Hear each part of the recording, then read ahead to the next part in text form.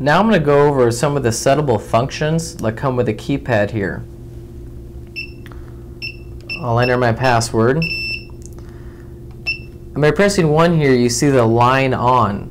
That function is for if anyone was to cut your phone line, it would trigger the alarm. Again, if you're using DSL or Jupiter Jack or something like that, we can turn that off in case you do have lapses where the line is not fluid.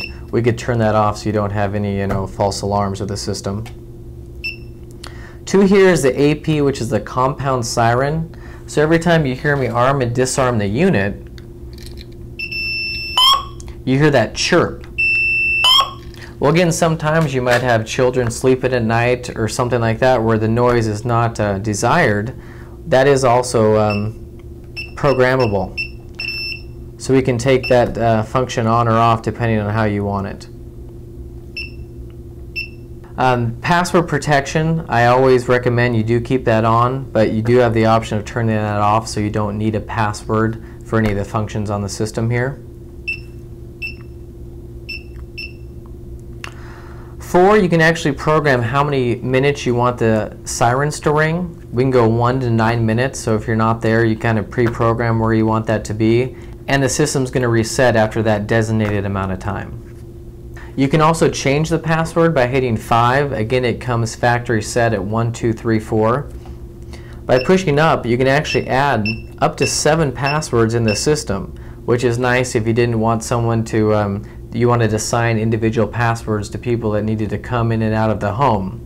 And only the first password will allow you to change any of the settings with the system. So again, all the other passwords simply allow them to arm and disarm the unit. And because you have multiple passwords, the system actually keeps track of who's coming and going under its history log.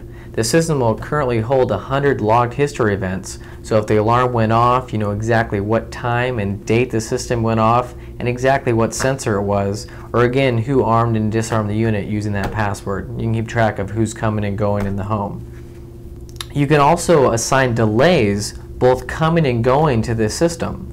So again, arming delay, once you arm the system, we can, let's say right now we want to put in 30 seconds to give you time to leave the home. We can type in 30 seconds there, and now once you arm the system, you have 30 seconds to leave the home. You can also have a delay on coming, and that's where we'd assign that delay to whatever individual sensor you wanted to have on it, say like the entry door, and we can leave every other sensor on instantaneous.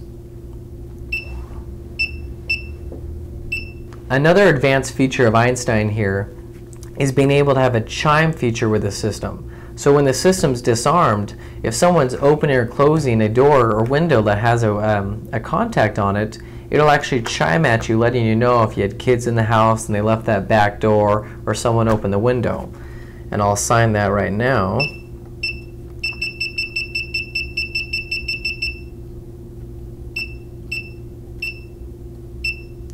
So now when I separate the contact here on the table, you'll hear that chime letting you know someone has opened the door. Also, we have a ready to arm feature. This comes in handy when you're getting ready to leave for the day. Say you left a back door open or a window open. The system will let you know that a sensor is actually open or ajarred. I'll install this right now.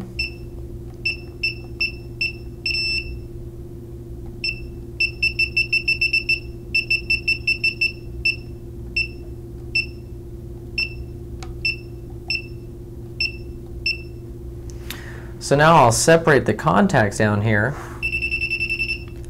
and I'll try and arm the system. Door open. And as you heard there, it said door open, and it illuminated on the screen exactly what sensor was left open. That way I know exactly which sensor I need to go in the house to and close.